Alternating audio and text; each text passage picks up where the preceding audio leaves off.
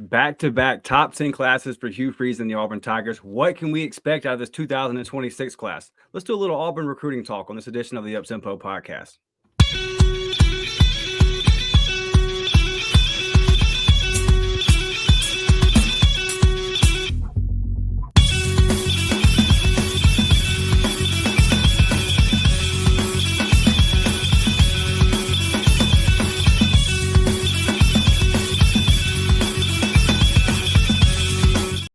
Let's go, Auburn family Uptempo game, man. Welcome back to the Uptempo podcast. Dustin Smith and Blake Lane coming at you as always. But look, man, we wanted to talk about this 2026 class because one thing we know about Hugh Freeze, he likes to cook on the trail, and there's nobody better to talk to when it comes to recruiting than our guy, Phillip Dukes. Got him here with us tonight, man. Phillips, how you doing, buddy? Man, I'm good. How you doing, big dog? How you doing? Oh, man, we're good, man. We're excited. I can't help but think, Dukes, two top 10 classes after losing seasons. Auburn's the only team in the top 20 that had a losing record. What could our Auburn Tigers be if we actually put it together on the field? We're finishing 6th, 7th, depending on where you look. I remember earlier, way in the process, you said, hey, if Auburn puts together the wins, they might push for number one class. Well, the wins didn't come, but I'm looking at it, man. I'm thinking if we can connect all the dots, this recruiting game is going to take a whole nother step, and it's already been like the best we've ever seen. Yeah, absolutely. I think what do they say? Shoot for the moon, and if you miss, you at least land in the stars, and that's kind of what Auburn did last year. They shot for the number one class, and they lost. They had a losing record and still had a top 10 class. I mean, we're talking about times where Gus Malzahn was pulling off 8, 9, 10 wins and was barely scraping the top 10. Could you imagine a 9-win class last year? I mean, a 9-win team last year, what that class would have been. You're recruiting on blind faith, basically no proof of concept. So I think that if Auburn can connect the dots as far as recruiting wins follow recruiting. So you'll see them, if they're 8th in recruiting, you'll see them by the time they put a 3 or 4 class behind that, you'll see them move to 8 overall. 8 overall gets you in the playoffs. You're in the second round in the playoffs. And I think that's a fair goal for Auburn over the next couple of years is by the time this last class gets to be sophomores, if you could retain this class, you got Jackson Arnold for 2 years at minimum too. I mean, you're set up in a very positive way to be a player in the playoffs going forward. Yeah, absolutely, man. It's exciting to see. Year 3, though, we know there's a lot of pressure on Hugh Freeze, so he's built up a lot of goodwill on the trail, but now it's time to put together those wins to kind of take the program to the next step. Got some questions for you tonight, Dukes, and I'm going to pass it to my guy Blake and let him fire away. I know he's going to ask you about some of them cats from his Mobile area down there in the 251. Yeah, what's up, Dukes, man? First, I wanted to start with St. Francis Academy and the Baltimore pipeline that Auburn has put together. Can you talk a little bit about the job DJ Durkin has done? And I know we've got the Wayne Henry kid, the safety. Could you talk a little bit about the guys that we know what we did in 25, but just bringing these kids down from that area and the program that is up there and the elite talent from that area? Yeah, it's basically, I would say, if you were to take IMG Academy and make it a local school in the Northeast, in a place where there's athletes all over, that's what you would have. If you could come to the south side of Atlanta and take Creekside, Langston Hughes, Tri-Cities, Westlake, and take all the best players and put them on one team, that's what St. Francis is to that area.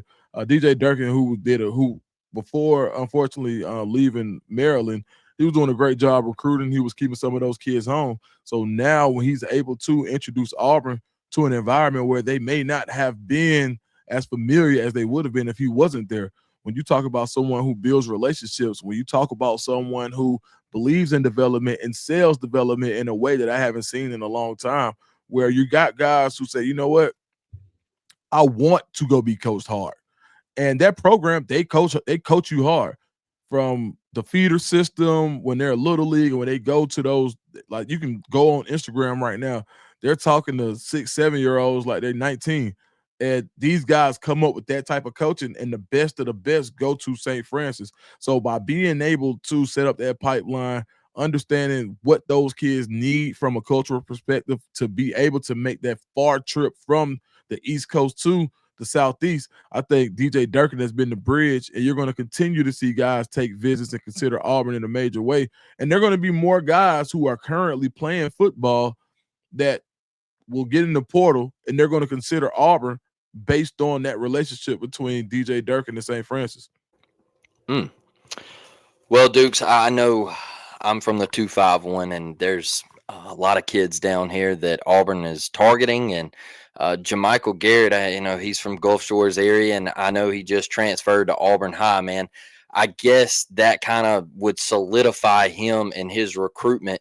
What do you think about him and what type of player he is? Man, when I think about him, I just think about Twitch.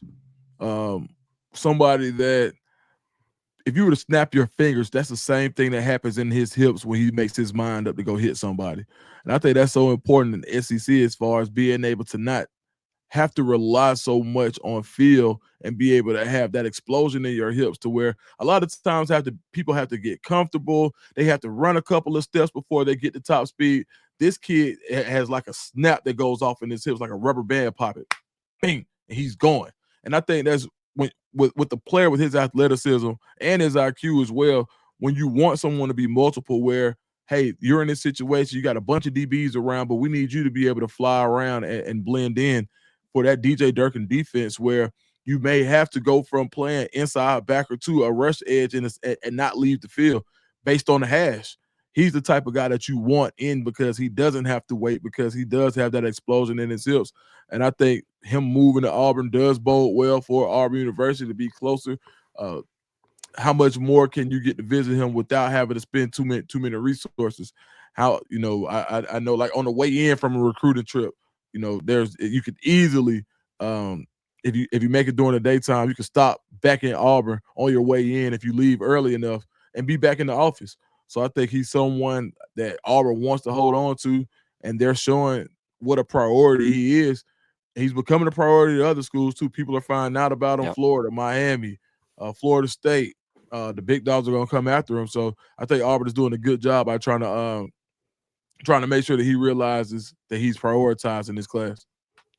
Well, man, I'm right here, Cottage Hill Christian Academy. I graduated there in 2009, and we got Shadarius Tootle there now, a big linebacker commit, and I want to know what type of player he is. I've went and watched him multiple times.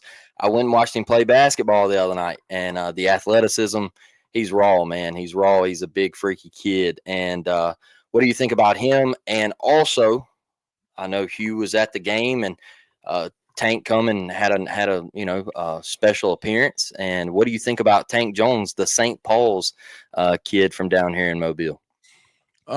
With Tootle, I would start off with saying he reminds me of DeMarcus Riddick. When you talk about athleticism, somebody who you could see their frame filling out already without them having to lose speed. Someone who can diagnose, knife into certain plays, who has good lower bend, who you feel comfortable if they're rushing from the 7, or if they're rushing from the 7 spot, or if they had to in a pinch go A gap. He could do both. I think with the relationship of how tight those kids are in Mobile, the splash that Auburn made last year in the state of Alabama was huge going forward, where now Auburn is the place to be for Alabama kids. You had people who came in last year who weren't as familiar with the area. Kalen DeBoer was familiar, but he hadn't had to make his bones in Alabama for quite some time. Even though that he was very familiar, he recruited Alabama while he was at Indiana and other places, but he never had to make his bones like that, and Hugh Freeze took advantage of it. So with that being said, Tank Jones showing up, you know how tight-knit the Mobile community is, no matter what. It's like you got all of these schools and 30 schools and 30 miles, it seems like.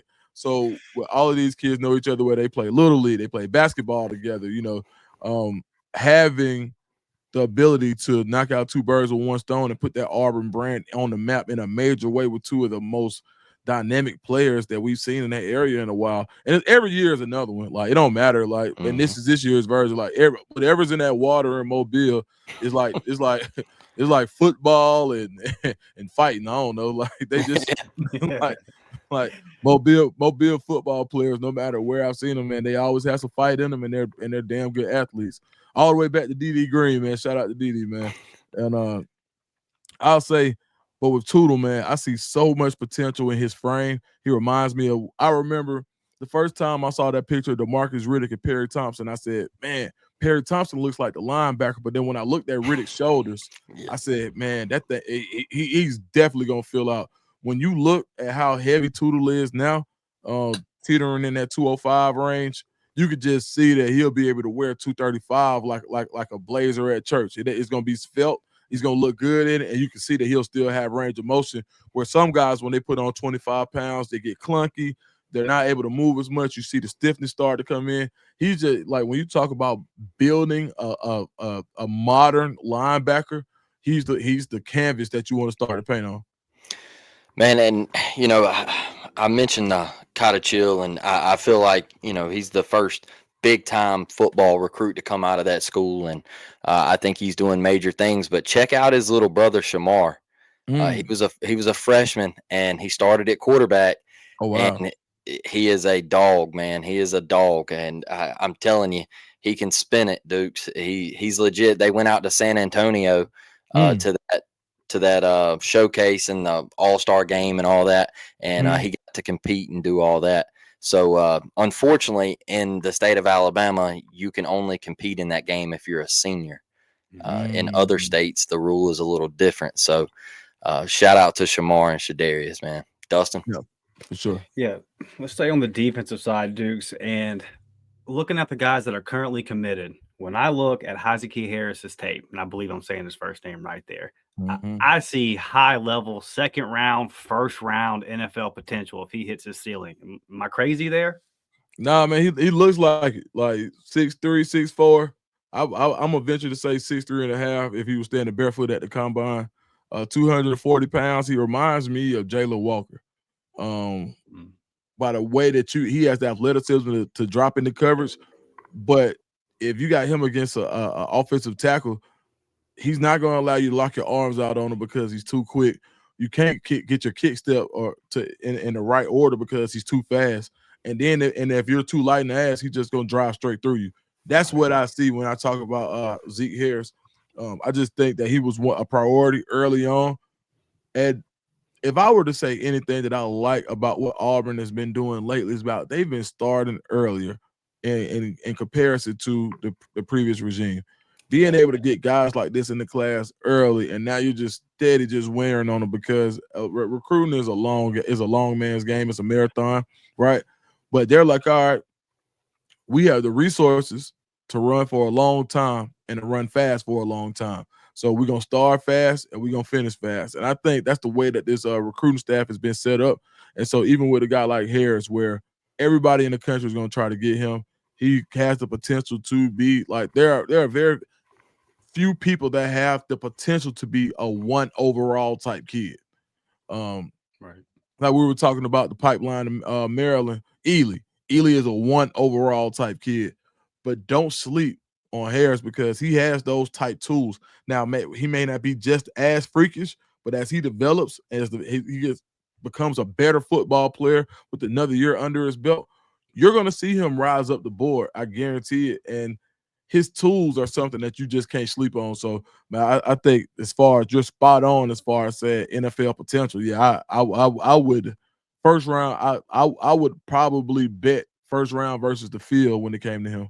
Yeah, love to hear that, man. He's that tape's exciting. Let's talk about the most recent commitment, Devin Carter, wide receiver. He joins Denarius Gray, who I believe was the first commitment of the class. And I know an article came out the other day saying a lot of schools are pushing heavy for him. But me and Blake were talking the other night, and I'd kind of made the point saying, hey, I think that this year you're going to see Auburn kind of try to put together like the Freeze 4 level wide receiver group this year, just really trying to bring in the most elite guys that they can. And you can kind of understand why they didn't necessarily do that last year, right? Because you don't want to run off all the guys that you just brought in. Just kind of talk about Devin Carter, and you think Auburn can kind of hang on to Denarius Gray and just what we're building in that wide receiver room in this class. Yeah, shout out to Marcus Harris doing a hell of a job recruiting. Every year it seems like he's bringing in another big-time guy. Now you talk about Denarius Gray, someone who's blowing up right now. I think that 6'2", 180 pounds. I think what sets him apart is his catching traffic ability and being able to go up over multiple defenders. I think his catch radius, his arms are way like he's got the arms of a 6'6" guy. So when you talk about athleticism and peak athleticism, he fits that mold, and that's what you want to see. That's what Auburn has been attacking on the perimeter. Is either you're going to be supremely fast, or you're going to be big as hell, or you're going to be a little bit of both. But you're going to have plus traits at the wide receiver room, where in the past we may have had guys who you say, okay, well, he's big, but he ain't that fast, or he's fast, but he can't really. That's all he can do. One trick ponies. You're getting if you're going to be a one trick pony, you better be the fastest kid in the country, literally. And then they're getting guys Schwartz. yeah, exactly. Like if you're gonna get a guy that fast, you better be Tyreek Hill level. Craziest part about it is, and I'll get to these other kids in a minute. People don't realize how fast track speed Eric Singleton is. Like, I believe right now he's third in the state of Georgia in 100 of all time. I want to say that he's ahead of Tyreek Hill. It's either him, they're flip flop. Him and Tyreek Hill are right there together. So when you talk about top end speed, somebody being a 99, like a true 99, Eric Singleton is a true 99, like 10-200, 4.3 easy. Pop. I believe he, like, if he would have run a 40 today, 4.29, 4.28 for sure. But getting back to the guys from this year, Denarius Gray, I think as his recruitment continues to blow up, it's going to be somebody that Auburn really has to continue to recruit at a high level. You get a little help there with Sean Shivers, that's Chaminade Madonna, if I'm not mistaken. But they got so much down there. The running back was it Derek Cooper, I think. He's another one, if I ain't mistaken. They got a big time running back. I think his name is Cooper, but y'all quote me on me, check me on that one. But you need all the help you can get. You need all of the positive references for Auburn that you can get for a kid like Denarius Gray. And to talk about Devin Carter, who was at Douglas County last year, started off at Cedar Grove at those state championship caliber teams that produce guys like Kay and Lee. When you talk about as far as top end traits, as route running, he may be one of the smoothest route runners I've seen at his level in a long time. They call him DC is just smooth. DC too smooth. Like when you talk to older players about him, he's been coming for a while, and I don't care what they rank him, he's a 5-star.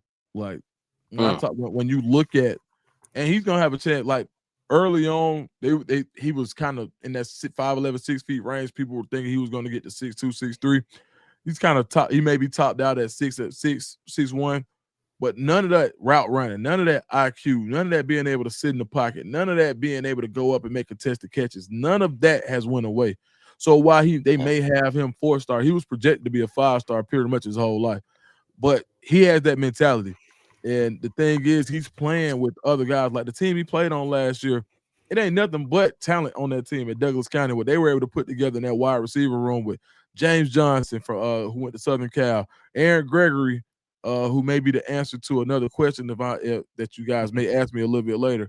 But Aaron Gregory, at Texas A&M commit, who's another freakish wide receiver that was in that same room at Douglas County High School last year. So Devin Carter is someone that you want to get in, very, very popular in Atlanta. And as we've seen, those kids tend to roll in bunches.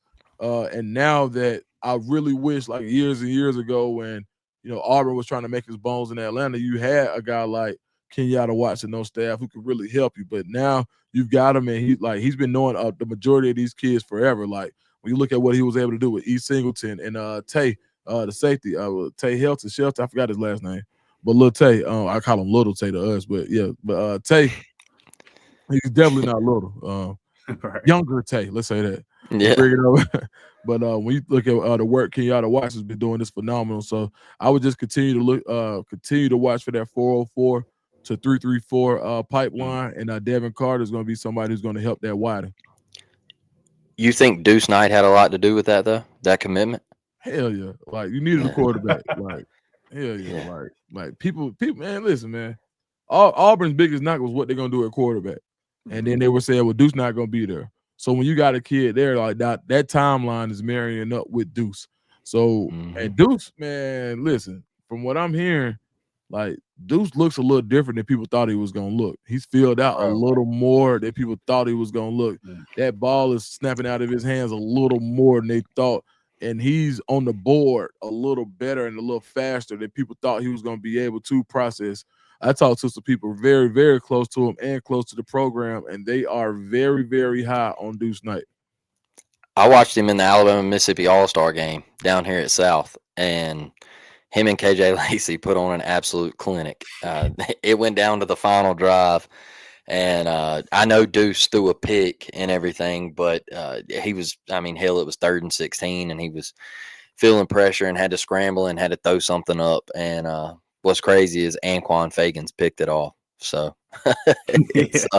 it was a hell of a game. And Duce, man, one of the best plays he had, Dukes, is he had a he had the pocket breakdown on him. He scrambles left and he takes off, and he ran by Fagans and Winters, and he made them look like they were sitting still, bro. And I said, "Hey, I knew he was fast, but I didn't know he was that fast." Man, listen, what like what I just said about Jichael Garrett, like when that rubber band pops, right? Because sometimes it takes people time to get to their top speed. Duce Knight is like he needs 2-3 steps, but once he get those 2-3 steps in the same direction, when that stride takes over, it looks like he's floating. He don't even like he's running hard. Like he's not chopping it. He's not doing none of the stuff they teach you at track. He's just running like a gazelle. And when I tell you he's covering so much ground, like 5-yard steps, like bro, like chill out, dog. Like man, 2 steps first down type dude, like Euro stepping. Like no, I don't know what's up with dude, man, but whatever it is. Oh, I'm so excited for Auburn fans to be able to have a guy with those type of tools where the effortless movement almost, and I'm not comparing to Cam Newton, but when you got those taller quarterback guys, the Vince Youngs, the Cam Newtons, when they do break away, you hardly ever see them get caught from behind. And I think he's going to be the next one in that line of taller guys that got a good stride. He is he wearing number 2? He ain't got to, man. I think, man, Cam kind of threw me off a little bit with that one, man. But I mean, I get what he was trying to say. Like Cam do so much with the community with these kids, and he sees the attitudes of some of the what you call it when entitlement, some of the entitlement that these kids have, and he just wants to make sure that the quarterback at Auburn, his alma mater, doesn't have any of that. So he just wants him to earn it, and I think that was more so like a carrot too. Be like, all right, man, come get it. Like you want to come get it, right? And I think he's gonna make a big deal about giving it to him because I believe Duce Knight is gonna make him. I believe it gets to a point where Duce Knight be like, "No, I'm good." Yeah, I had to ask you because I saw him pan on the basketball game the other night, and the kid had the Duce Knight jersey with 2 on it, and I was like, boy, I just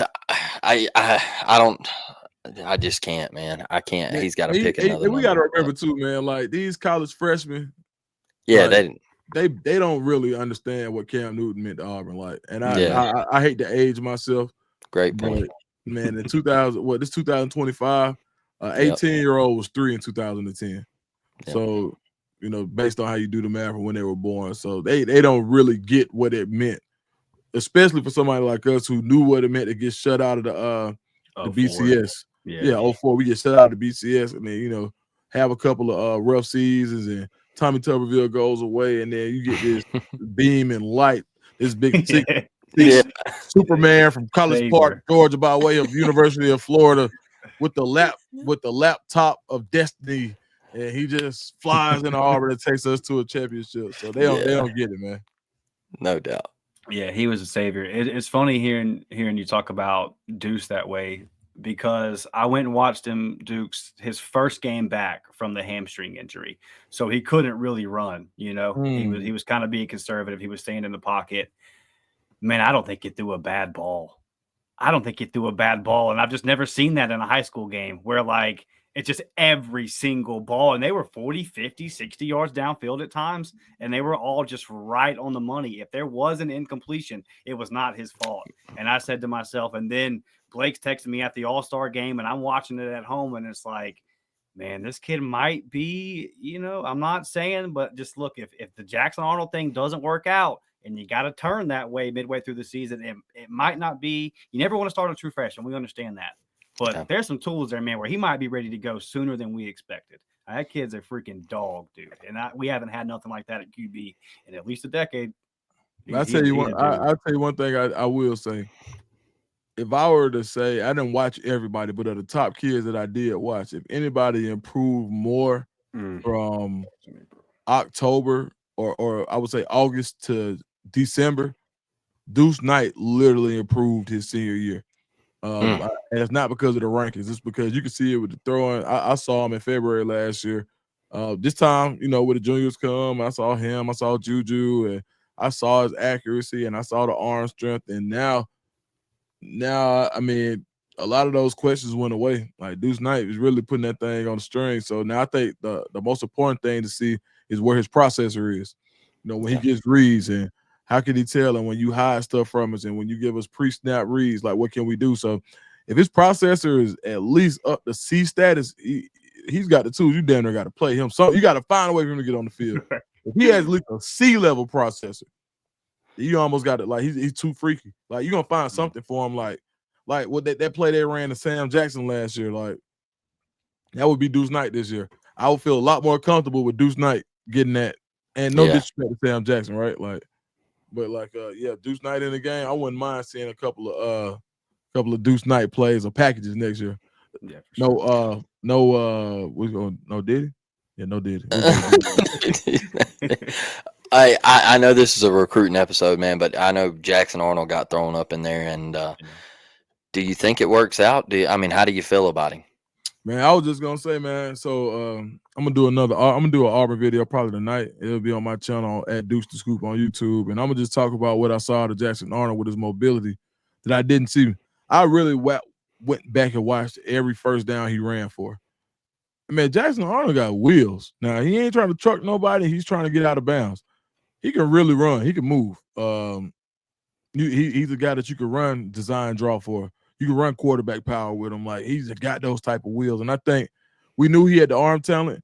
Now, arm may not like be the strongest in the world, but he's got a strong arm. But I think what surprised me the most was how much mobility he had. And last year he was fighting for his life. Like that line wasn't blocking worth a damn. He had no receivers to throw it to. Like he had like 5 at one point. I think they said his top 5 receivers were injured, where they were taking corners and moving them to wide receiver just to make a quality depth chart. And they had corners that had to play last year.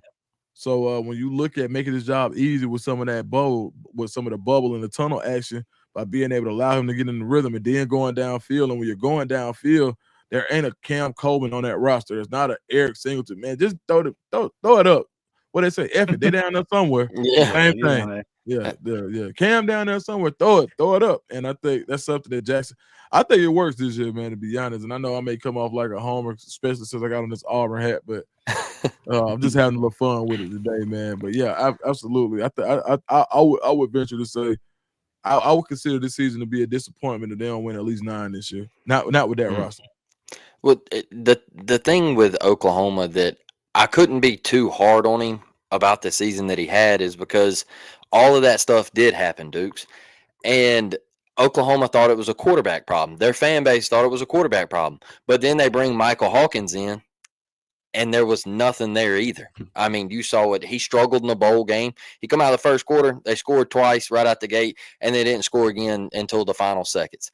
And so he actually got benched, and they had to go back to Jackson Arnold. And so that right there showed me that it wasn't just a quarterback problem. It was an everything problem at Oklahoma.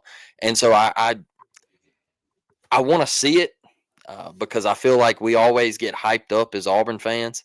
We always want to push the sunshine and all that. And but I think he's got the talent, man. Like I really do. And I think he fits what Hugh wants to do. And then, Marcus Davis is making life easy with recruiting these wide receivers and putting athletes around him. So I'm excited about him. Yeah, absolutely, man. You got every right to be. Well, Dukes, before we wrap this thing up, man, let's talk about some guys that could be joining the class. Recruiting never stops. Yep. We're starting to see a lot of guys going to be coming in on visits soon and all that kind of thing. What are some names that the Auburn fans need to be looking out for? Who are some guys that Auburn is hard after and really wants to get in this 2026 group? Jordan Carter out of Douglas County. He's talking about. I don't even know where he's ranked. He should be top 10 and whatever you look at. But Jordan's somebody who I think Auburn's pushing really hard for. Got a great relationship with Kenyatta Watson, and I think that's somebody on that defensive line that Auburn feels like they can play at a 0 through 5 technique.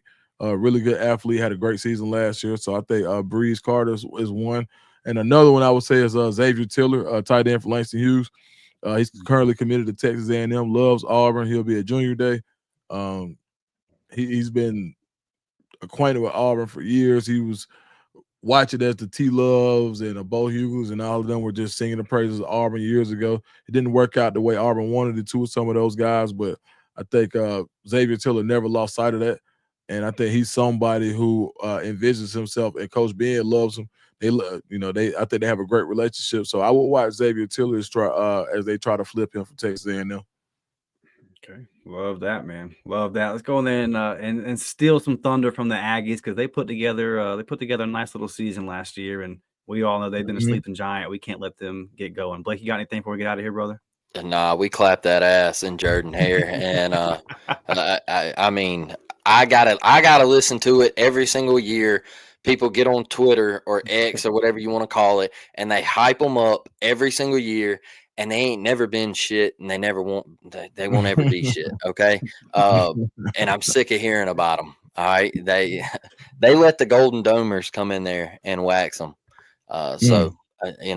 Texas A&M, they had Johnny, they had Mike, and they still couldn't get it done. So, Dude, there's a lot of people in your hometown of Atlanta that have been telling me this week on X, Mike Evans isn't a Hall of Famer. It's the wildest freaking take in sports history, care to bro. speak on that? Is that just Bucks hate? Yeah, Bucks hate, man. You can't be too mad. I ain't gonna say too much. I gotta live here, but I think Mike Evans is a hell of a player, and I think all the 1,000-yard seasons, and I think they just want to say that Julio. They don't want to get into the fact that there are Hall of Famers that don't wear red and black, but he's one of them, man, for sure. Julio, 251, baby. Yeah, absolutely. Yes, sir. Hopefully it's Perry's turn this year at all. Right. From the Hold on, Mike Evans from there? No, Julio. No, it's Julio. talking about. He's Julio. Oh, I'm about to say, man. All right, damn. No, Mike's from Galveston. Mike's from okay.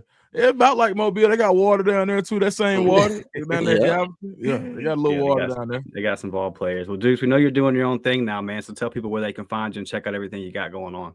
Man, come to my YouTube channel at Dukesthescoop. Just look up Dukesthescoop or the Scoop with Dukes on YouTube. Man, it's growing now.